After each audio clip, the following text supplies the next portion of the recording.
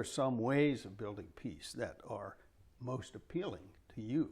Well, boy, it sure seems like talking to brethren about peace is like me trying to give a lecture to Halliburton about oil. But I think I've been a learner of the great tradition of peacemaking, and I think there's all kinds of facets of it. There's a piece that there's a part of it that right here is hyper local. It's trying to build a neighborhood that we're proud of, where we don't hear gunshots and see kids die on the street. And so we've been doing that for 15 years, and a part of that is also asking some of the systemic questions. I think there's an interpersonal side, like alternatives to violence projects and, AVP, some of those workshops on conflict resolution. But then there's a big side, too, of asking, where are the kids getting their guns, and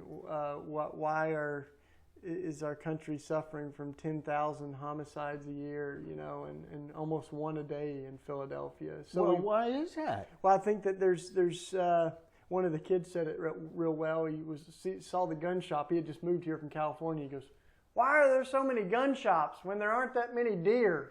But I think it's a great question. But part of it is realizing that, there's a whole, straw market for gun sales in the neighborhood, things like that. But I think that what has happened is a movement of folks heeding God's call, of all different backgrounds and faith traditions working together to try to end the gun violence. So prayer vigils outside of the gun shops and sit-ins, and demonstrations and vigils and conversations, with gun shop owners and things like that. And what's been amazing is we've seen one of the most notorious gun shops in Philadelphia close down, Colosimo's. I heard about It's a bicycle shop now. Well, that's pretty good. And so I think part of what peacemaking is about is imagination. It's about being able to envision a world that's different from the world that we have right now. And as a friend of mine says,